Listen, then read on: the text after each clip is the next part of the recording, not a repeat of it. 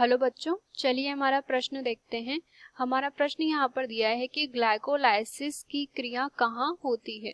अगर इस प्रश्न की हम यहाँ पर बात करें तो सबसे पहले हम यहाँ पर देखते हैं इस प्रश्न की मुख्य अवधारणा को। तो इस प्रश्न की मुख्य अवधारणा के अंतर्गत हम यहाँ पर कह सकते हैं कि प्रकृति में यहाँ पर जो पादप होते हैं उनके अंतर्गत यहाँ पर जो श्वसन की क्रिया संपन्न होती है। इसके अतिरिक्त सभी जीवों में भी यहाँ पर जो है श्वसन की क्रिया संपन्न होती है, जो कि पादप जीवन या जंतु जीवन के लिए बहुत ही आवश्यक होती है।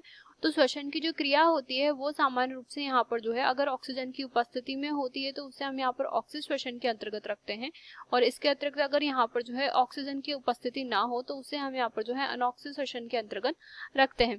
इस श्वसन की जो क्रिया होती है इसके अंतर्गत जो है विभिन्न प्रकार के यहाँ पर जो है पद संपन्न होते हैं, और इनके अंतर्गत यहाँ पर एक जो पद यहाँ पर संपन्न होता है उसे हम यहाँ पर जो है ग्लाइकोलाइसिस के नाम से जानते हैं।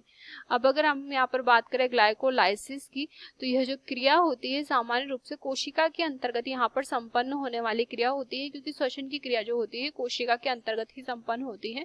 तो हम यहाँ पर कह सकते हैं कि इसका जो मुख्य रूप से स्थान होता है वो होता है कोशिका का कोशिका द्रव्य। तो यहाँ पर कोशिका द्रव्य के अंतर्गत यहाँ पर जो है श्वसन की जो क्रिया संपन्न होती है उसे हम यहाँ पर जो है ग्लाइकोलाइसिस के नाम से जानते हैं।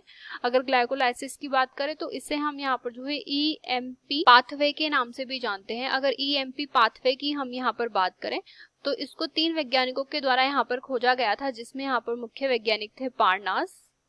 इसके पश्चात जो दूसरे मुख्य वैज्ञानिक थे वो थे यहाँ पर मेयरॉफ, और इसके अलावा हम कहेंगे कि एम्डन। तो एम्डन, पार्नास व मेयरॉफ जो 3 वैज्ञानिक थे इनके द्वारा यहाँ पर जो है ग्लाइकोलाइसिस पाथवे का खोज किया गया था।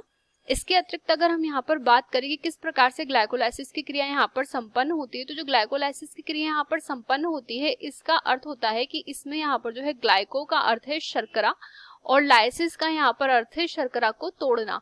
तो यहाँ पर शर्करा को तोड़ने की जो क्रिया यहाँ पर संपन्न होती है, यानी कि ग्लाइकोलाइसिस को हम यहाँ पर शर्करा को तोड़ने को वाली क्रिया यहाँ पर कहते हैं। तो शर्करा का टूटना इसके अंतर्गत आता है।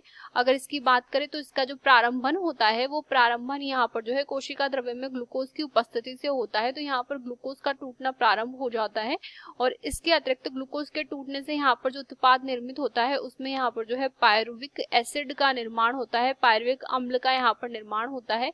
इसके अतिरिक्त यहाँ पर जो है एटीपी का भी निर्माण होता है, और कुछ मात्रा में यहाँ पर एनएडीपी का उपभोग और निर्माण भी संपन्न किया जाता है। तो इस प्रकार से हम यहाँ पर देख सकते हैं कि ग्लाइकोलाइसिस का जो पद होता है ये कोशिका के कोशिका द्रव्य में संपन्न होता है। आशा करते हैं आपको ये प्रश्न समझ आया होगा। धन्यवाद।